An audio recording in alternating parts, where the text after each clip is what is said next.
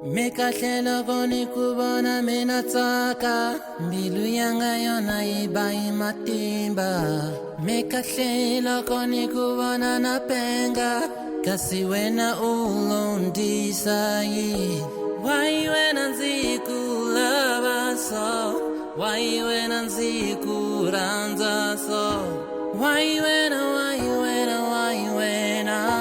phela a ndzi lavi na mani bansinya vari n'wananga u nga weli hi mbilu hinkwayo, mina na tsandzeka a ndza ha koti ku tikhoma.